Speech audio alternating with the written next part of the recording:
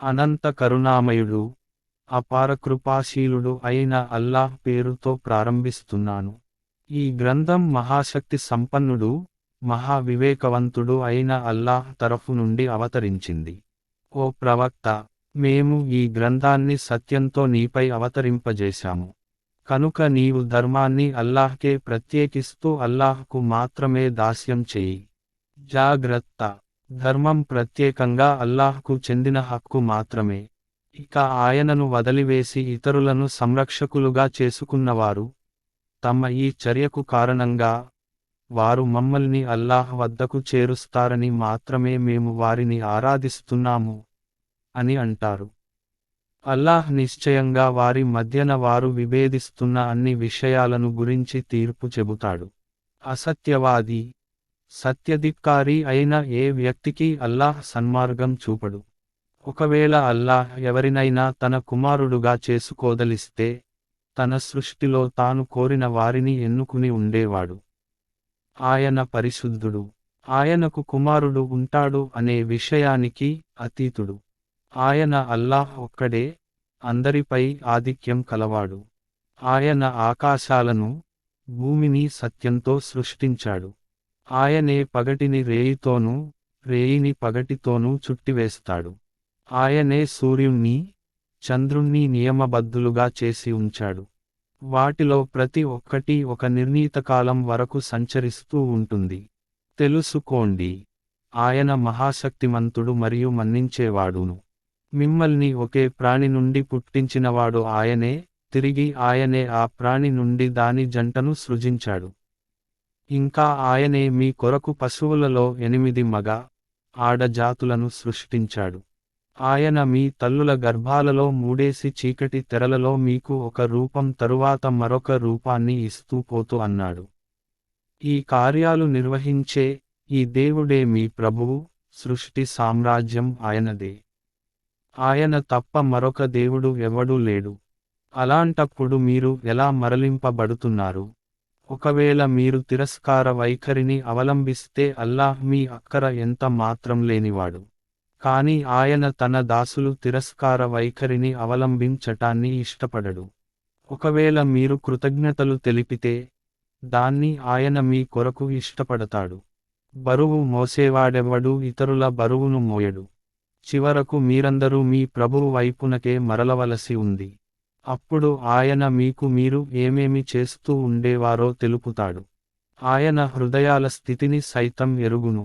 మనిషిపైకి ఎప్పుడైనా ఏదైనా ఆపద వచ్చిపడితే, అతడు తన ప్రభువు వైపునకు మరలి ఆయనకు మోర్పెట్టుకుంటాడు. తరువాత అతడి ప్రభువు అతడికి తన అనుగ్రహాన్ని ప్రసాదించినప్పుడు, అతడు గతంలో ఏ ఆపదను గురించి మొర్పెట్టుకున్నాడో, ఆ ఆపదను మరచిపోయి, ఇతరులను అల్లాహ్కు సమానులుగా నిలబెడతాడు. ఈ విధంగా అతడు, ప్రజలను కూడా అల్లాహ్ మార్గం నుండి తప్పిస్తాడు. ఓ ప్రవక్త, అతడితో, కొన్నాళ్లపాటు నీ తిరస్కార వైఖరి ద్వారా ఆనందాన్ని అనుభవించు. చివరకు నీవు తప్పకుండా నరకానికి పోయేవాడివే అని చెప్పు. ఈ వ్యక్తి వైఖరి మంచిదా లేక ఆ వ్యక్తి వైఖరి మంచిదా? ఎవడైతే విధేయుడో, రాత్రి గడియలలో నమాజు చేస్తూ నిలబడతాడో, సజ్దాలు చేస్తాడో, పరలోకానికి భయపడతాడో, తన ప్రభువు కారుణ్యాన్ని ఆశిస్తాడో, వీరిని అడుగు. తెలిసినవారు, తెలియని వారు ఇద్దరూ ఎప్పుడైనా సమానులు కాగలరా? బుద్ధిమంతులు మాత్రమే హితబోధను స్వీకరిస్తారు. ఓ ప్రవక్త, ఇలా చెప్పు, విశ్వసించిన నా దాసులారా, మీ ప్రభువునకు భయపడండి. ఈ లోకంలో సద్వర్తనను అవలంబించే వారికి మేలు జరుగుతుంది. దేవుని భూమి విశాలమైనటువంటిది. ఓర్పు వహించేవారికి లెక్క లేనంత ప్రతిఫలం ఇవ్వబడుతుంది. ఓ ప్రవక్త, వారికి ఇలా చెప్పు, ధర్మాన్ని అల్లాహ్కే ప్రత్యేకించి, ఆయనకు మాత్రమే దాస్యం చేయి అని నాకు ఆజ్ఞ ఇవ్వబడినది. అందరికంటే ముందు స్వయంగా నేను ముస్లిం అయిపోవాలని కూడా నాకు ఆజ్ఞ ఇవ్వబడినది. ఇంకా ఇలా చెప్పు, ఒకవేళ నేను నా ప్రభువునకు అవిధేయత చూపితే, నేను ఒక మహాదినం నాటి శిక్షను గురించి భయపడుతున్నాను. ఇలా కూడా చెప్పు, నేను మాత్రం నా ధర్మాన్ని అల్లాహ్కే ప్రత్యేకించి ఆయనకు మాత్రమే దాస్యం చేస్తాను. మీరు ఆయన దాస్యం తప్ప ఎవరెవరి దాస్యం చేయదలచుకున్నారో చేస్తూ ఉండండి. ఇలా ప్రళయన్నాడు తమను, తమ భార్యలను, పిల్లలను నష్టంలో పడవేసుకునేవారే అసలైన దివాళాకోరులు. బాగా వినండి. స్పష్టమైన దివాళా అంటే ఇదే. వారిమీద నిప్పు గొడుగులు పైనుండి కూడా క్రమ్ముకుని ఉంటాయి, క్రింద నుంచి కూడా. ఈ పర్యవసానం గురించే అల్లాహ్ తన దాసులను భయపెడుతున్నాడు. కనుక నా దాసులారా, నా ఆగ్రహం నుండి తప్పించుకోండి.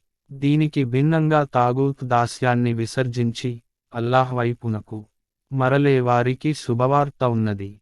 కనుక ఓ ప్రవక్త, మాటను శ్రద్ధగా విని అందులోని మంచి మంచి విషయాలను అనుసరించే నా దాసులకు శుభవార్త అందజేయి. అల్లాహ్ సన్మార్గం చూపిన వారు వీరే, విఘ్నులు కూడా వీరే. ఓ ప్రవక్త, శిక్షా నిర్ణయం రూఢ అయిపోయిన వ్యక్తిని ఎవడు రక్షించగలడు? అగ్నిలో పడిపోయినవాణ్ణి నీవు రక్షించగలవా? అయితే తమ ప్రభువునకు భయపడుతూ ఉండేవారికి అంతస్తుపై అంతస్తుగా కట్టబడిన ఎత్తైన భవనాలు ఉన్నాయి. వాటి క్రింద కాలువలు ప్రవహిస్తూ ఉంటాయి. ఇది అల్లాహ్ వాగ్దానం. అల్లాహ్ ఎన్నడూ తన వాగ్దానాన్ని భంగపరచడు. మీరు గమనించరా, అల్లాహ్ ఆకాశం నుండి వర్షాన్ని కురిపించాడు. తరువాత దానిని ఊటలు, చలమలు, నదుల రూపాలలో భూమిలో ప్రవేశింపజేశాడు. తరువాత ఈ నీటి ద్వారా ఆయన రకరకాల పంటలు పండిస్తున్నాడు. వాటి రంగులు కూడా భిన్నంగా ఉంటాయి. ఆ తరువాత ఆ పంటలు పండి ఎండిపోతాయి. మళ్ళీ అవి పసుపు రంగుగా మారిపోవటాన్ని మీరు చూస్తారు. చివరకు అల్లాహ్ వాటిని పొట్టుగా మార్చివేస్తాడు. యథార్థానికి ఇందులో బుద్ధిమంతులకు గుణపాఠం ఉంది. ఇక ఏ వ్యక్తి హృదయాన్ని అల్లాహ్ ఇస్లాంకై తెరిచాడో, ఏ వ్యక్తి తన ప్రభువు చూపిన వెలుగులో నడుస్తున్నాడో, ఆ వ్యక్తి ఈ విషయాల నుండి ఏ గుణపాఠము నేర్చుకొని వ్యక్తిలాంటి వాడు కాగలడా? అల్లాహ్ హితోపదేశం వల్ల ఎవరి హృదయాలు మరింత కఠినమైపోతాయో వారికి వినాశం ఉన్నది. వారు స్పష్టమైన మార్గభ్రష్టత్వంలో పడి ఉన్నారు. అల్లాహ్ ఎంతో శ్రేష్టమైన వచనాన్ని అవతరింపజేశాడు. ఇది ఒకే పోలిక కలిగి ఉన్న భాగాలు కల గ్రంథం. ఇందులో విషయాలు మాటిమాటికి పునరుక్తం చేయబడినాయి. దానిని విన్నప్పుడు తమ ప్రభువునకు భయపడే వారి రోమాలు నిక్కబొడుచుకుంటాయి. తరువాత వారి శరీరాలు, వారి హృదయాలు మెత్తబడి అల్లాహ్ ధ్యానం వైపునకు మొగ్గుతాయి. ఇది అల్లాహ్ మార్గదర్శకత్వం.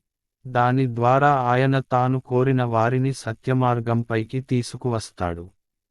స్వయంగా అల్లాహ్ మార్గం చూపనివాడికి మరొక మార్గదర్శకుడు ఎవ్వడూ లేడు. ఇక ప్రళయం నాడు శిక్ష యొక్క తీవ్రమైన దెబ్బను తన ముఖం మీద తినేవాడి దుస్థితిని గురించి నీవేమి అంచనా వేయగలవు?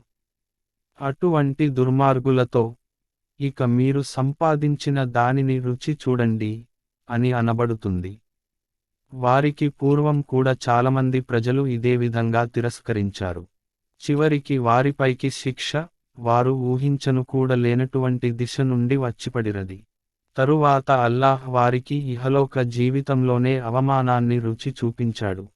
పరలోక శిక్ష అయితే దాని కంటే కూడా ఎంతో తీవ్రమైనదిగా ఉంటుంది.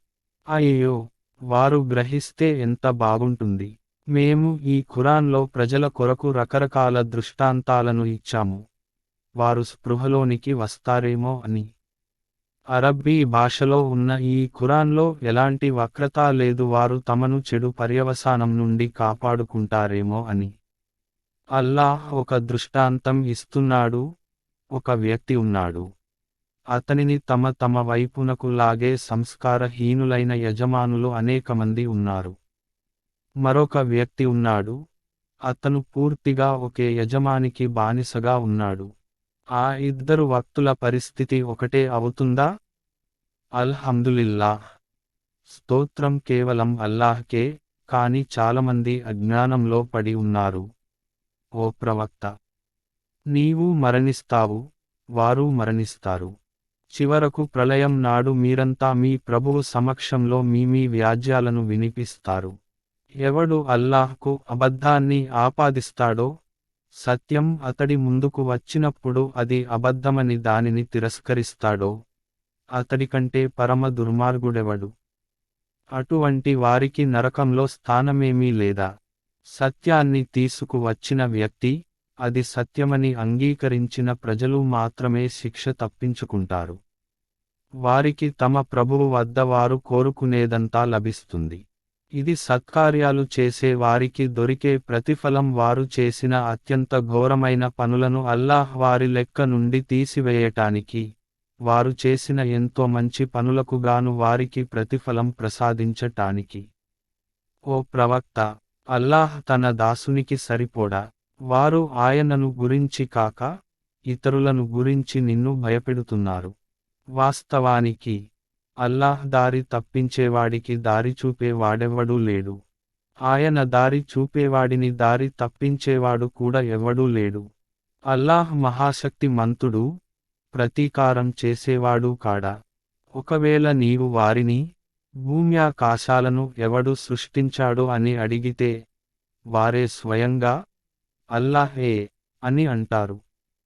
వారిని ఇలా అడుగు, యథార్థం ఇదైనప్పుడు, ఒకవేళ అల్లాహ్ నాకేదైనా నష్టాన్ని కలిగించగోరితే, మీరు అల్లాహ్ను కాదని వేడుకునే మీ దేవీలు, ఆయన కలిగించే నష్టం నుండి నన్ను కాపాడగలరా?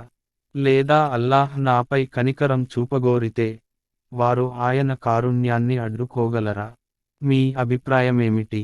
కనుక వారితో ఇలా అను, నాకు అల్లాహ్ ఒక్కడే చాలు, నమ్ముకునే వారు ఆయననే నమ్ముకుంటారు.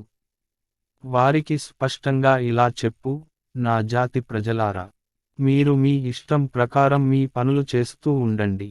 నా పనేదో నేను చేస్తూ ఉంటాను. త్వరలోనే మీకు తెలిసిపోతుంది, ఎవరి మీదకు అవమానకరమైన శిక్ష వచ్చిపడుతుందో, ఇంకా ఎవరికి ఎన్నడూ తొలగిపోని శిక్ష లభిస్తుందో. ఓ ప్రవక్త, మేము మానవులందరి కోసం ఈ సత్యగ్రంథాన్ని నీపై అవతరింపజేశాము. ఇక ఎవడు రుజుమార్గాన్ని అవలంబిస్తాడో, అతడు తన మేలు కోసమే అలా చేస్తాడు. ఎవడు మార్గం తప్పుతాడో, ఆ మార్గం తప్పటమనే కీడుకు అతడే బాధ్యుడు అవుతాడు. నీవు వారికి బాధ్యుడవు కావు. మరణ సమయంలో ఆత్మలను వశపరచుకునేవాడు అల్లాహే. ఇంకా మరణించని వాడి ఆత్మను అతడు నిద్రావస్థలో ఉన్నప్పుడు వశపరచుకుంటాడు. ఆయన ఎవడి విషయంలో మరణ నిర్ణయం అమలు చేస్తాడో, దానిని, అతడి ఆత్మను ఆపి ఉంచుతాడు. మిగతావారి ఆత్మలను ఒక నిర్ణీత సమయం వరకు తిరిగి పంపివేస్తాడు. ఆలోచించే వారికి ఇందులో గొప్ప సూచనలు ఉన్నాయి. అటువంటి దేవుణ్ణి వదిలిపెట్టి, వారు ఇతరులను సిఫారసుదారులుగా చేసుకున్నారా? వారికి ఇలా చెప్పు, వారికి కించిత్తు అధికారం ఉన్నా లేకపోయినా, వారికి అవగాహన ఉన్నా లేకపోయినా వారు సిఫారసు చేయగలరా? ఇంకా ఇలా అను, సిఫారసు అనేది పూర్తిగా అల్లాహ్ చేతిలోనే ఉన్నది. భూమ్యాకాశాల సామ్రాజ్యానికి అధిపతి ఆయనే. తరువాత ఆయన వైపునకే మీరు మరలింపబడతారు. ఒక్క అల్లాహ్ను గురించి మాత్రమే ప్రస్తావించటం జరిగినప్పుడు, పరలోకం పట్ల విశ్వాసం లేని వారి హృదయాలు బాధపడతాయి. ఆయనను తప్ప ఇతరులను గురించి ప్రస్తావించటం జరిగినప్పుడు, యకాయకి వారి ముఖాలు సంతోషంతో వెలిగిపోతాయి. ఇలా అను, దైవమా, భూమ్యాకాశాలకు సృష్టికర్త, గోచర అగోచరాలను ఎరిగినవాడా, నీవే నీ దాసుల మధ్య వారు విభేదిస్తూ ఉన్న విషయానికి గురించి తీర్పు చేస్తావు. ఒకవేళ ఈ దుర్మార్గుల వద్ద భూమిలో ఉన్న మొత్తం సంపద ఉంటే, ఇంకా అంతే సంపద కూడా ఉంటే, వారు ప్రళయం నాటి దారుణ శిక్ష నుండి తప్పించుకోవటానికి ఈ మొత్తం సంపదను పరిహారంగా ఇవ్వటానికి సిద్ధపడతారు. అక్కడ అల్లాహ్ తరఫు నుండి వారి ముందుకు, వారు ఎన్నడూ ఊహించి కూడా ఉండనిదంతా వస్తుంది. అక్కడ తమ సంపాదన యొక్క దుష్ఫలితాలన్నీ వారికి స్పష్టంగా తెలిసిపోతాయి. వారు ఎగతాళి చేస్తూ వచ్చినదే వారిని చుట్టుముట్టుతుంది. ఈ మానవుడే తనకు కొంచెం కష్టం కలిగినప్పుడు మాకు మొరపెట్టుకుంటాడు. మేము అతనికి మా తరఫు నుండి అనుగ్రహాన్ని ప్రసాదించినప్పుడు నాకు ఉన్న జ్ఞానం కారణంగానే ఇది నాకు ఇవ్వబడిరది అని అతడు అంటాడు. కానీ అది కాదు, ఇది ఒక పరీక్ష. అయితే వారిలో చాలా మంది ఎరుగరు. ఈ మాటనే వారికి పూర్వం గతించిన వారు కూడా అన్నారు. కాని వారు సంపాదించినదేది వారికి ఏ విధంగానూ పనికి రాకుండా పోయింది. తరువాత తమ సంపాదన యొక్క దుష్ఫలితాలను వారు అనుభవించారు. వారిలోని దుర్మార్గులు త్వరలోనే తమ సంపాదన యొక్క దుష్ఫలితాలను అనుభవిస్తారు. వారు మమ్మల్ని అశక్తులుగా చేయలేరు. అల్లాహ్ తాను కోరిన వారికి ఉపాధిని అపరిమితంగా ఇస్తాడని, తాను కోరిన వారికి ఉపాధిని పరిమితంగా ఇస్తాడని వారికి తెలియదా? ఇందులో విశ్వసించే వారికి సూచనలు ఉన్నాయి. ఓ ప్రవక్త, ఇలా అను, మీ ఆత్మలకు అన్యాయం చేసుకున్న నా దాసులారా, అల్లాహ్ కారుణ్యం పట్ల నిరాశ చెందకండి. నిశ్చయంగా అల్లాహ్ అన్ని పాపాలను క్షమిస్తాడు. ఆయన క్షమించేవాడు, కరుణించేవాడును. మీ మీదకు శిక్ష రాకమునుపే, మీకు ఎవరి నుండి సహాయం లభించని పరిస్థితి ఏర్పడక మునుపే, మీరు మీ ప్రభువు వైపునకు మరలి, ఆయనకు విధేయత చూపండి. మీకు తెలియకుండానే మీ మీదకు అకస్మాత్తుగా శిక్ష రాకముందే, మీ ప్రభువు పంపిన గ్రంథంలోని ఉత్తమమైన విషయాలను అనుసరించండి. తరువాత ఏ వ్యక్తి అయినా ఇలా అనే పరిస్థితి రాకూడదు సుమా. అల్లాహ్ విషయంలో నేను చూపిన నిర్లక్ష్యతకు నేను ఎంతో చింతిస్తున్నాను. పైగా నేను ఎగతాళి చేసే వారిలో చేరిపోయాను. లేదా, అయ్యో, అల్లాహ్ నాకు సన్మార్గం చూపి ఉంటే, నేను కూడా భయభక్తులు కలవారిలో చేరిపోయేవాణ్ణి. లేదా శిక్షను చూసి, అయ్యో, నాకు మరొక అవకాశం దొరికితే ఎంత బాగుండును, నేను కూడా సత్కార్యాలు చేసేవారిలో కలిసిపోతాను. అప్పుడు అతనికి ఈ జవాబు దొరకకూడదు, లేదు, నా వాక్యాలు నీ వద్దకు వచ్చాయి, కాని నీవు వాటిని తిరస్కరించావు, విర్రవీగావు. నీవు అవిశ్వాసులలోని వాడవు. ఈనాడు అల్లాహ్కు అసత్యాన్ని ఆపాదించిన వారి ముఖాలు ప్రళయం నాడు నల్లగా మారిపోవటాన్ని నీవు చూస్తావు. నరకంలో గర్విష్ఠులకు సరిపోయే స్థలం లేదా? దీనికి భిన్నంగా ఇక్కడ అల్లాహ్కు భయపడిన వారికి, వారి సాఫల్యానికి దోహదం చేసిన కారణాల వల్ల అల్లాహ్ ముక్తిని ప్రసాదిస్తాడు. వారికి ఏ కష్టము కలగదు, వారికి ఎలాంటి విచారము ఉండదు. ప్రతి వస్తువును సృష్టించిన వాడు అల్లాహే, ప్రతి వస్తువునకు సంరక్షకుడు కూడా ఆయనే. భూమిలో, ఆకాశాలలో ఉన్న నిక్షేపాల తాళపు చెవులు ఆయన వద్దనే ఉన్నాయి. అల్లాహ్ వాక్యాలను తిరస్కరించే వారే నష్టానికి గురి అయ్యేవారు. ఓ ప్రవక్త, వారితో ఇలా అను, అయితే, ఓ మూర్ఖులారా, అల్లాహ్ను కాదని మరొకరికి దాస్యం చేయమని మీరు నాకు చెబుతున్నారా? ఈ విషయాన్ని నీవు వారికి స్పష్టంగా చెప్పు. ఎందుకంటే, నీ వద్దకు, నీకు పూర్వం గతించిన ప్రవక్తల వద్దకు ఇలా వహీ పంపబడిరది. ఒకవేళ మీరు షిర్కు, బహుదైవారాధన చేస్తే, మీ కర్మలన్నీ వ్యర్థమైపోతాయి, మీరు నష్టానికి గురి అవుతారు. కనుక, ఓ ప్రవక్త, నీవు కేవలం అల్లాహ్ను మాత్రమే ఆరాధించు. కృతజ్ఞులై ఉండే దాసులలో చేరిపో. వారు అల్లాహ్ను ఏ విధంగా గౌరవించాలో, ఆ విధంగా గౌరవించనే లేదు. ఆయన శక్తి సామర్థ్యాలు ఎలాంటివంటే, ప్రళయం నాడు, యావత్తు భూమండలం ఆయన పిడికిలిలో ఉంటుంది. ఆకాశాలు ఆయన కుడి చేతిలో చుట్టబడి ఉంటాయి. వారు చేస్తున్న షిర్కు, బహుదైవారాధన కు ఆయన అతీతుడు, పరిశుద్ధుడు. ఆ రోజున శంఖం పూరించబడుతుంది. ఆకాశాలలో, భూమిలో ఉన్న వారు అందరూ చచ్చిపడిపోతారు. అల్లాహ్ సజీవంగా ఉంచదలచుకున్నవారు తప్ప. తరువాత రెండోసారి శంఖం పూరించబడుతుంది. అప్పుడు ఒక్కసారిగా అందరూ లేచి చూడటం ప్రారంభిస్తారు. భూమి తన ప్రభువు యొక్క తేజస్సుతో వెలిగిపోతుంది. కర్మల చిట్టా తీసుకురాబడుతుంది. దైవ ప్రవక్తలు, సాక్షులు అందరూ హాజరుపరచబడతారు. ప్రజలకు సరిగ్గా, న్యాయంగా తీర్పు చేయబడుతుంది. వారికి ఎలాంటి అన్యాయమూ జరగదు. ప్రతి ఆత్మకు అది చేసుకున్న కర్మల ప్రకారం పూర్తి ప్రతిఫలం ఇవ్వబడుతుంది.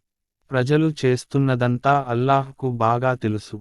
ఈ తీర్పు తరువాత సత్యాన్ని తిరస్కరించిన వారు నరకం వైపునకు గుంపులుగా తోలబడతారు. చివరకు వారు అక్కడకు చేరినప్పుడు దాని ద్వారాలు తెరువబడతాయి. దాని కాపలాదారులు వారితో ఇలా అంటారు, స్వయంగా మీలో నుండే మీకు మీ ప్రభువు వాక్యాలను వినిపించి ఎప్పుడో ఒకప్పుడు మీరు ఈ దినాన్ని కూడా చూడవలసి వస్తుందని మిమ్మల్ని హెచ్చరించిన ప్రవక్తలు మీ వద్దకు రాలేదా? వారు అవును వచ్చారు, కాని శిక్షా నిర్ణయం అవిశ్వాసుల విషయంలో రూఢ అయిపోయింది అని సమాధానం చెబుతారు. ఇలా అనబడుతుంది, నరక ద్వారాలలో ప్రవేశించండి, ఇక్కడ మీరు ఇక శాశ్వతంగా ఉండవలసి ఉంది. ఇది గర్విష్ఠుల నివాసం, చాలా చెడ్డ నివాసం. తమ ప్రభువు పట్ల అవిధేయతకు దూరంగా ఉన్నవారిని బృందాలుగా స్వర్గం వైపునకు తీసుకుపోవటం జరుగుతుంది. చివరకు వారు అక్కడకు చేరినప్పుడు దాని తలుపులు ముందుగానే తెరువబడి ఉంటాయి. దాని నిర్వహణాధికారులు వారితో ఇలా అంటారు, మీకు శాంతి కలుగుగాక, మీరు చక్కగా ప్రవర్తించారు, ప్రవేశించండి ఇందులోకి, శాశ్వతంగా ఉండేటందుకు. వారు ఇలా అంటారు, మాకు చేసిన వాగ్దానాన్ని నిజం చేసి చూపిన, మమ్మల్ని భూమికి వారసులుగా చేసిన దేవునికి కృతజ్ఞతలు. ఇక మేము స్వర్గంలో ఎక్కడ కోరుకుంటే అక్కడ నివాసం ఏర్పరచుకోగలము. కనుక సత్కార్యాలు ఆచరించేవారికి ఎంత మంచి ప్రతిఫలం. దైవ సింహాసనం చుట్టూ దైవదూతలు వలయంగా ఏర్పడి తమ ప్రభువును స్తుతించటాన్ని, ఆయన పవిత్ర నామాన్ని కొనియాడుతూ ఉండటాన్ని నీవు చూస్తావు. ప్రజల మధ్య సక్రమంగా, న్యాయంగా తీర్పు చేయటం జరుగుతుంది. స్తోత్రం కేవలం సకల లోకాలకు ప్రభువైన అల్లాహ్కు మాత్రమే చెందుతుంది అని ప్రకటించబడుతుంది.